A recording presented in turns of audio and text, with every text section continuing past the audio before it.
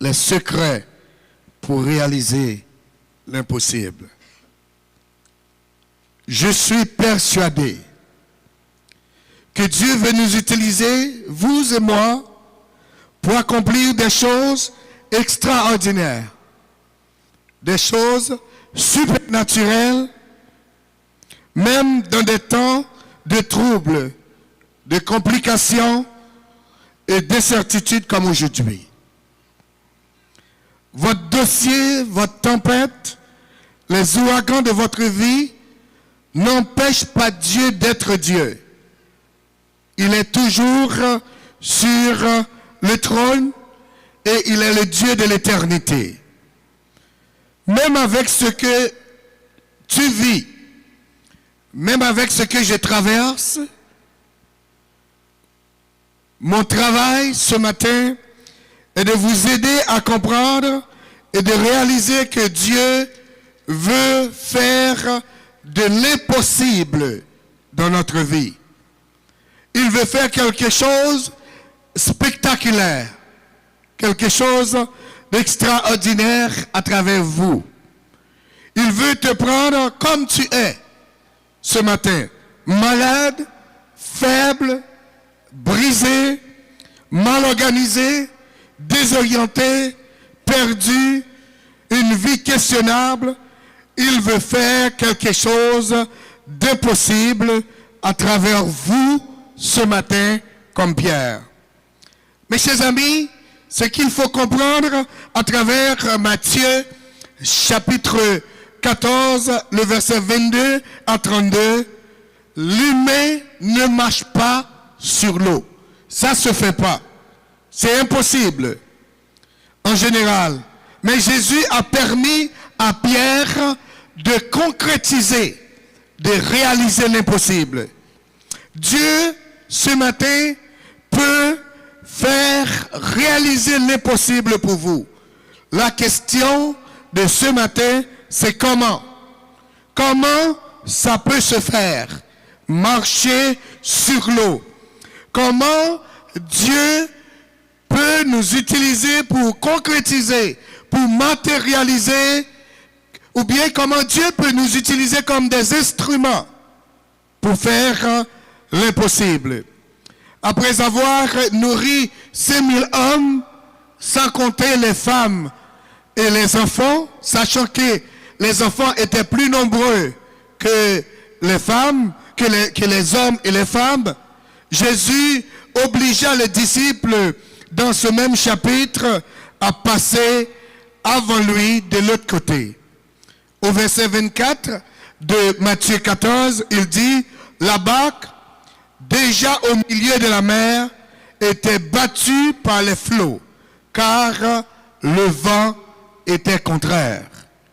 Au verset 25, à la 4e veille de la nuit, Jésus alla vers eux, marchant sur la mer. Ça, je le comprends.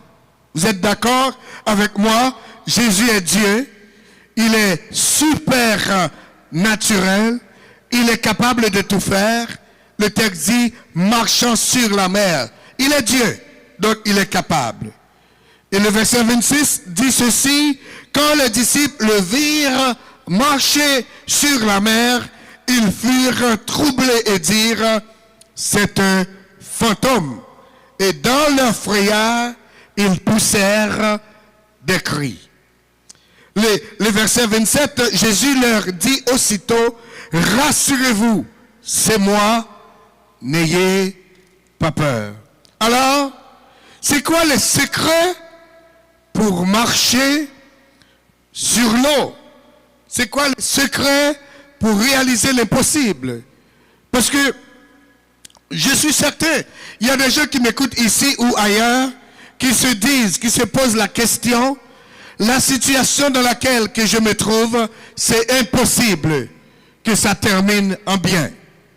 Le chaos, les désastres, les ouragans qui frappent mes portes, c'est impossible que ça se passe en bien. Alors, comment marcher sur l'eau? Ou comment réaliser l'impossible ce matin? Premièrement, voyez que Pierre a demandé à Jésus un mot. Pierre lui dit, verset 28, « Seigneur, si c'est toi, ordonne que j'aille vers toi sur les eaux. » Pierre, qu'est-ce qu'il a fait? Il a demandé à Dieu une ordonnance. Il a demandé à Jésus une ordonnance, un mot, une parole, une direction. Donc, le premier secret, chers amis auditeurs, pour réaliser l'impossible, il faut avoir la direction de Dieu. Il faut avoir la parole de Dieu, il faut avoir le mot de Dieu, il faut avoir l'ordonnance de Dieu. Notre problème à nous, on fait toutes choses sans demander à Dieu. On fait tout selon nos émotions. On fait tout selon ce qu'on pense, selon ce que les autres disent, ce que les autres font, ce que les autres réalisent. Parfois, on a l'intention de réaliser un projet, d'acheter une maison, d'acheter une voiture, d'échanger d'appartement ou quoi que ce soit. Au lieu de demander un mot à Dieu, de demander à Dieu sa direction, son ordonnance, on demande aux païens, on demande aux humains, on demande aux autres. Donc, Pierre, pour réaliser l'impossible, il a l'ordonnance de Jésus-Christ. C'est le secret numéro 1. Dieu veut, mes chers amis, qu'on lui parle. Dieu veut qu'on communique avec lui dans nos décisions, avant de se marier, avant de changer d'appartement, avant d'aller dans une école, avant de choisir un métier.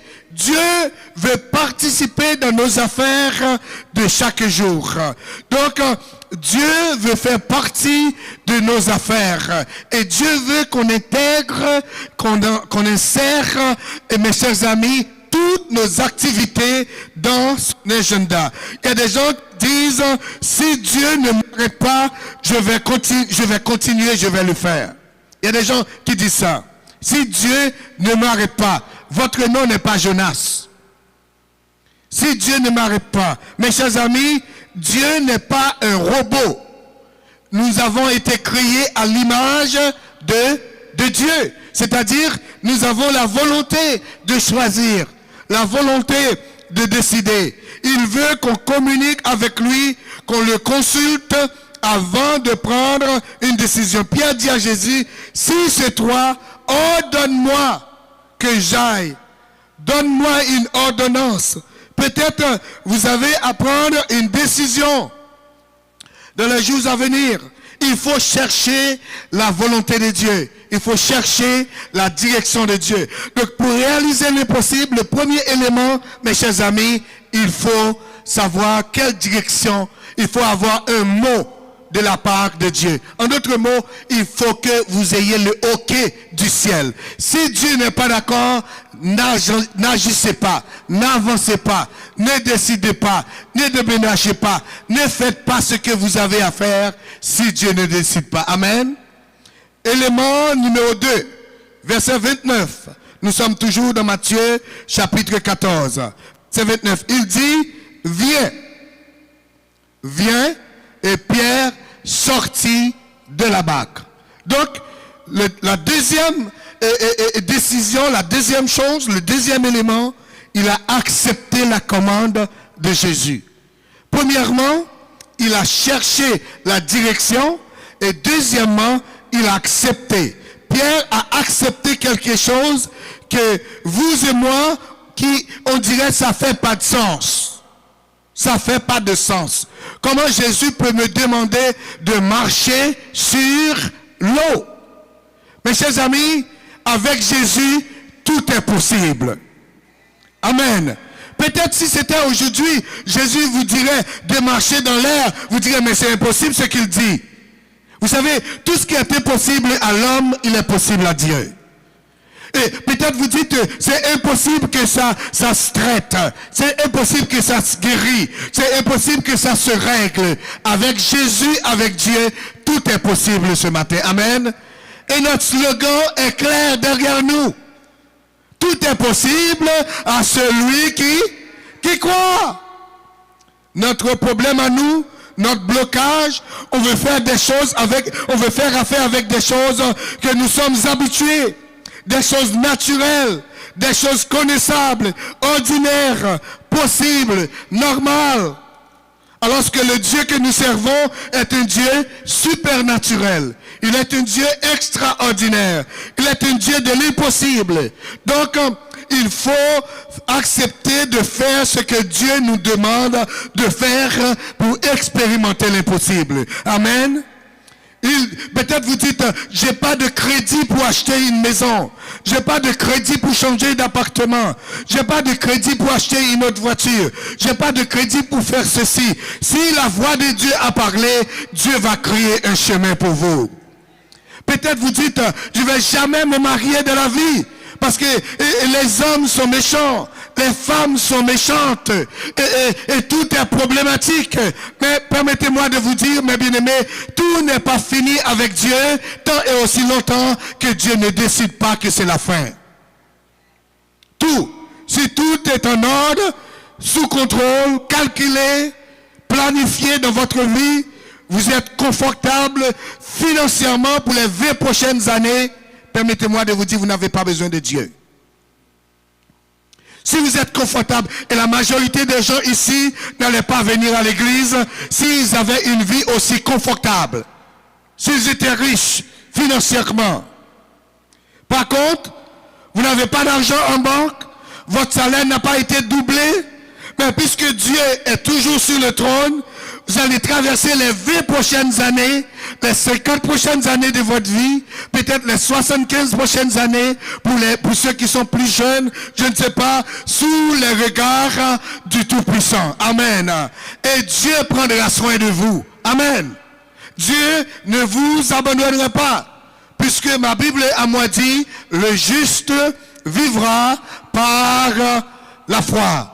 Pas par la vue, mais par la foi, mes bien-aimés.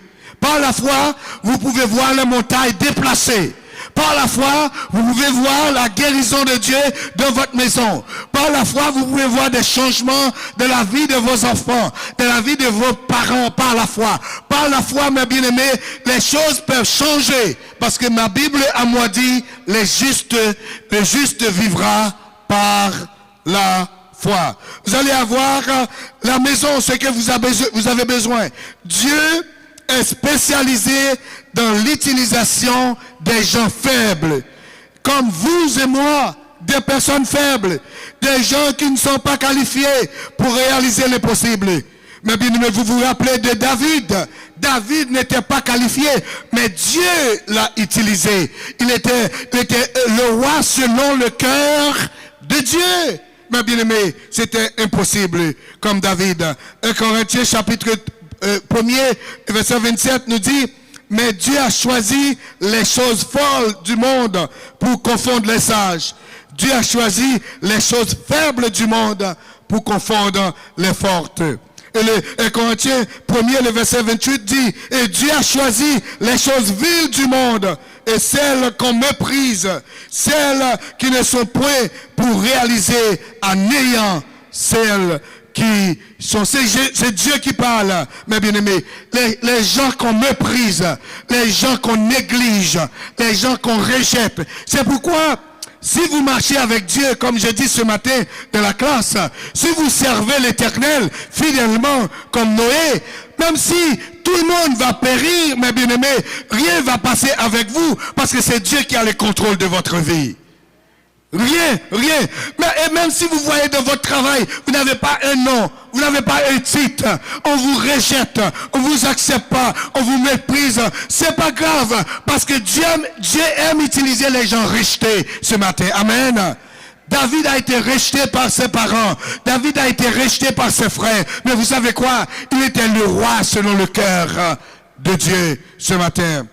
Le verset 30 dit, oh, si c'est par lui que vous êtes en Christ, ce que vous êtes va être manifesté par la volonté de Dieu. Donc, si on vous rejette, on vous méprise, c'est pas grave. That's okay. C'est pas un big deal. Mais bien aimé, les hommes aiment humilier les autres hommes. les hommes aiment montrer qu'ils sont meilleurs que les autres. Je ne sais pas si vous vous déjà trouvé dans des situations comme ça. Moi, je me suis trouvé beaucoup de fois dans des situations comme ça. Où un homme essaie peut-être de vous piétiner, de me piétiner, de m'abaisser ou quoi que ce soit. Mais vous savez quoi? Personne ne peut humilier l'enfant de Dieu. Ça se peut, un homme essaie, mais finalement, très bientôt, en avant, après, vous allez voir que tout ce que cet homme a essayé de faire, c'était pour accomplir la volonté de Dieu dans votre vie. Un homme n'a pas le pouvoir sur la vie d'un enfant de Dieu. Non, personne. Peut-être vous allez me dire, oui, pasteur, c'est mon boss, c'est ma boss, c'est pas grave. Ce boss ou cette boss que vous avez est temporaire. Mais le Dieu que je vous présente ce matin est un Dieu qui vit éternellement. Dieu veut utiliser ta disqualification en 2025 pour te qualifier. Et Paul dit, je peux tout faire par celui qui me fortifie. Pierre a demandé pour une direction. Il a exécuté. Avant de quitter votre emploi, votre maison, ce que vous faites, demandez à Dieu une direction. Vous savez, il ne faut pas agir sur la volonté de Dieu. Si vous êtes des enfants de Dieu, n'agissez pas par émotion. Pas par émotion. Réfléchissez, pensez. J'étais pasteur dans une église. Il y a une famille, une jeune famille, avec une jeune fille.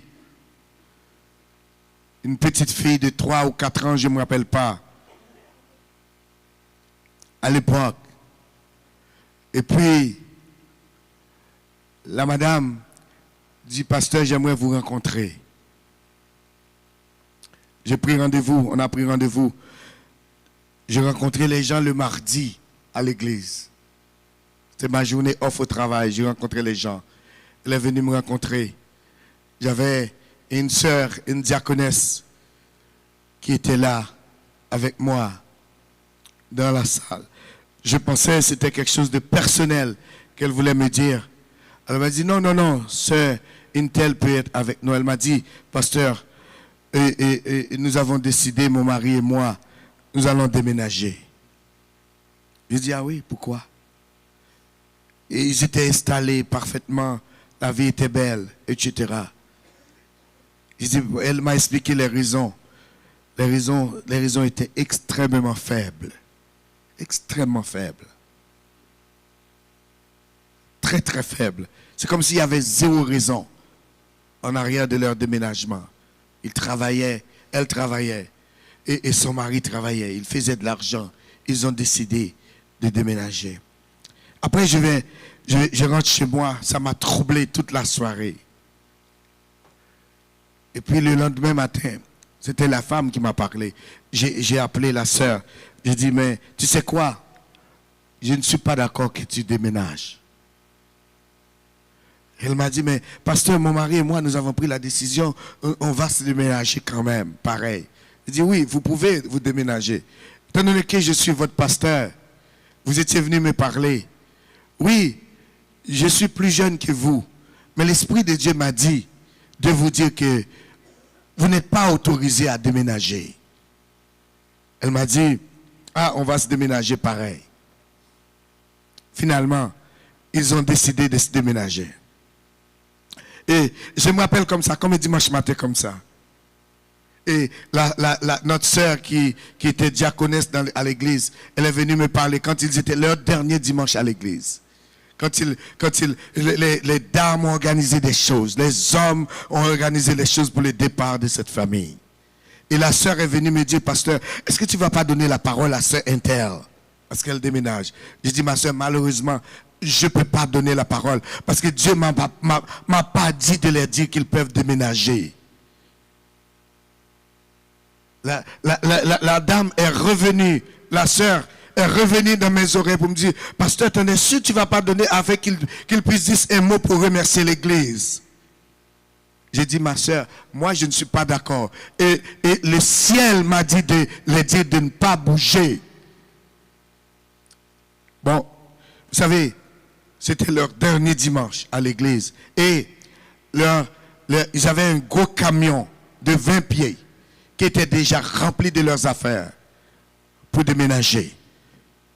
Effectivement, après l'église, tout le monde a célébré leur départ. Ils ont déjà liquidé leur appartement ou leur maison, je ne me rappelle pas qu'est-ce qu'ils avaient, pour partir dans une autre ville. Et le soir, ils sont partis. Le monsieur conduit le camion, la madame conduit la voiture de la famille. Le monsieur est parti en avant. Il est allé. Il arrive à destination, 2 heures de temps après, la dame n'est pas arrivée. Il y avait une petite fille, je vous ai dit ça. Il y avait une petite fille. 2 heures de temps après, quand il voit que sa femme n'est pas arrivée, il a repris le chemin du retour. Sur le chemin du retour, mes bien-aimés, sur le chemin du retour, puisqu'il est de l'autre côté de l'autoroute, il a vu sur l'autre voie, il y a eu un gros accident. Un gros accident. La police, les pompiers, et paramédics, tout le monde. La route est bloquée. Finalement, il s'est arrêté pour savoir qu'est-ce qui s'est passé. C'est qui cet accident-là? C'était sa femme. L'accident était sa femme. Vous savez, les pompiers ont retiré la petite fille dans la valise du RAV4 que la madame conduisait. Dans le coffre, dans la valise. La voiture était perte totale. Mais rien s'est passé à la fille et à la madame et au monsieur. La voiture qu'elle conduisait est partie je ne sais pas, au remorquage, perte totale, whatever. Ils ont pris tout ce qu'ils avaient dans la voiture. Ils ont remonté dans le camion. Ils ont retourné dans la ville où ils étaient. Là, le mari dit à madame, tu m'avais dit, le pasteur t'avait dit qu'on ne pouvait pas déplacer. C'est la preuve, on ne peut pas se déplacer. Mes chers amis, il faut toujours chercher la direction de Dieu. Toujours chercher l'ordonnance de Dieu. Et Pierre, quand il a reçu, il exécute. Le verset 29 nous dit, et Pierre marcha sur les eaux pour aller vers Jésus. Si Dieu vous demande de faire quelque chose, faites-le vite. Pierre marchait sur l'eau, le supernaturel, l'impossible. Il a fait ce qu'il ne pouvait pas faire, le normal. Mais Jésus a parlé, il a écouté la voix de Jésus. Et ce que vous avez besoin ce matin, c'est que Jésus parle pour vous ce matin. Amen. Je prie à ce que Jésus parle de votre situation. Je prie à ce que la tempête qui frappe votre vie, que Jésus parle pour vous. La maladie que vous souffrez, Jésus parle pour vous ce matin. Le problème que vous traversez dans la maison, que Jésus parle pour vous. C'est ma prière pour vous ce matin. Et Jésus a parlé. Et quand Jésus parle, même si ça fait mal, même si ça fait pas de sens, écoutez, exécutez ce que Jésus vous demande de faire. C'est exactement ce que Pierre a fait. Que Jésus a parlé. J'ai prié à ce que Jésus parle pour vous en 2025. Même si ça ne fait pas de sens. Parfois Dieu va nous demander des choses qui ne font pas de sens. Dieu va vous dire, donnez $50 à quelqu'un. Donnez $100 à quelqu'un. Aidez quelqu'un. Logez quelqu'un. Servir quelqu'un. Peut-être vous allez dire, peut-être cette personne n'a pas besoin de $20. Vous pensez, mais Dieu, lui, c'est lui qui a le contrôle de tout. Exécutez les ordres de Dieu, les secrets pour réaliser l'impossible. Peut-être vous vous posez la question, pasteur, qu'est-ce que je peux faire pour éviter de s'effondrer? Qu'est-ce qu'il ne faut pas faire? Comme Pierre, vous connaissez la suite de l'histoire. Qu'est-ce qu'il faut faire pour éviter ça? La chose à éviter, mes chers amis, il ne faut pas se concentrer sur les mauvaises choses. Il ne faut pas se concentrer sur les distractions. Il y a beaucoup de distractions dans l'évangile. Il y a beaucoup de choses. Il y a des gens qui se distraient beaucoup sur Facebook, sur Twitter, sur TikTok, dans leur travail, avec ci, avec ça, qui écoutent. Évitez les distractions, mes bien-aimés. Évitez. Évitez ça. Concentrez sur Jésus. Pierre, le texte dit très clair. Nous sommes dans Matthieu chapitre 14 pour terminer. Matthieu 14. Écoutez ce que le texte dit. Matthieu 14, le verset 30. Matthieu 14, le verset 30. Il dit, mais voyant le vent était fort, il a eu peur.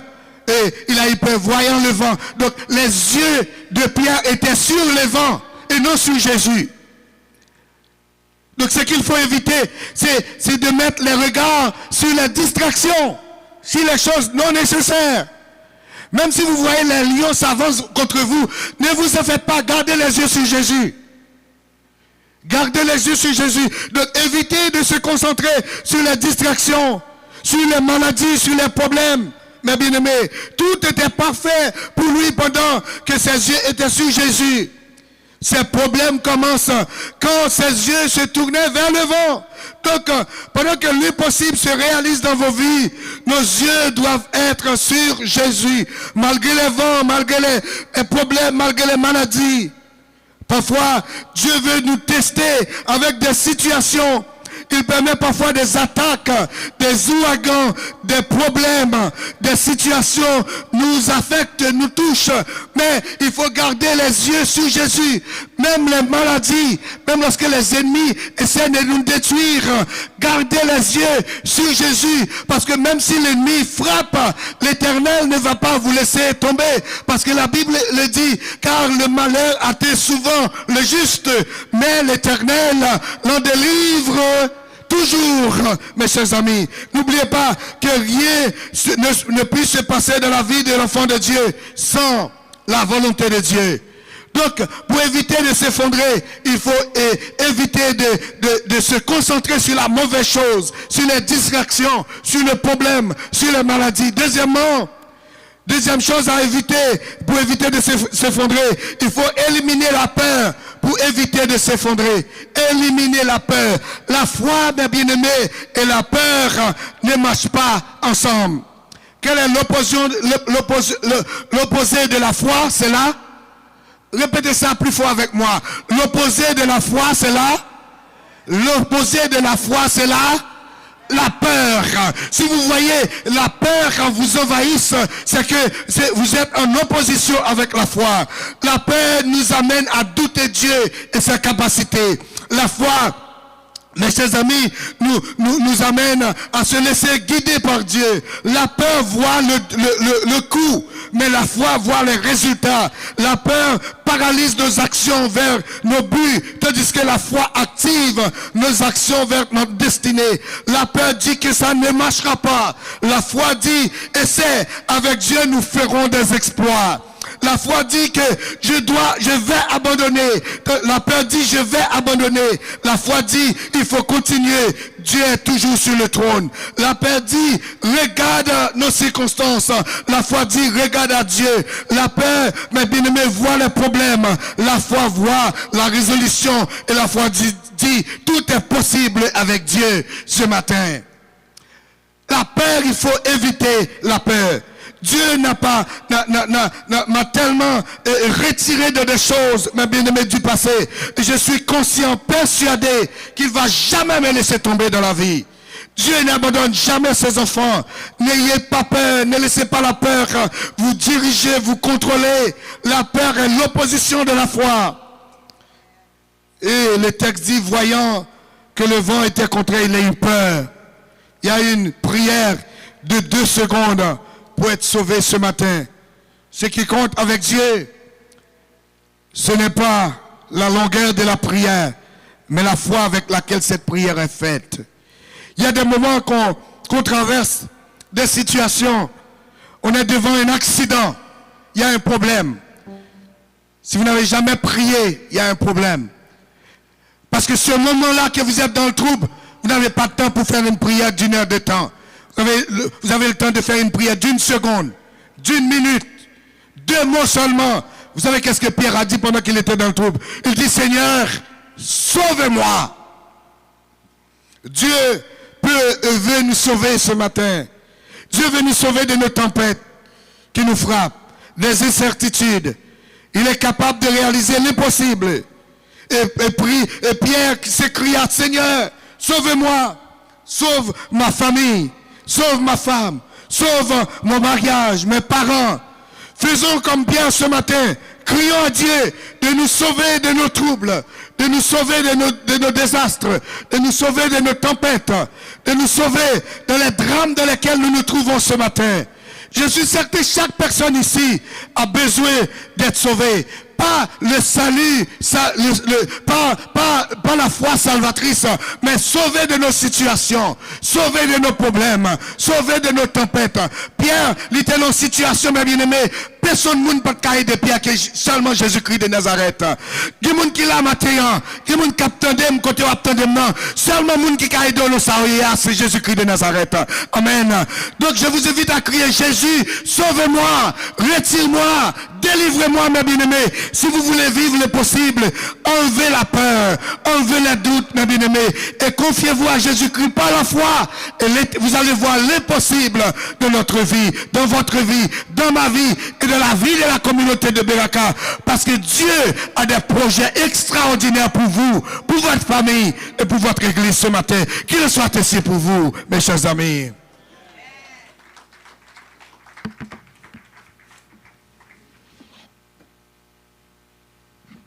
Amen. Le Seigneur nous a parlé ce matin par le moyen, par le canal de son serviteur, Pasteur Augustin, dans les tempêtes.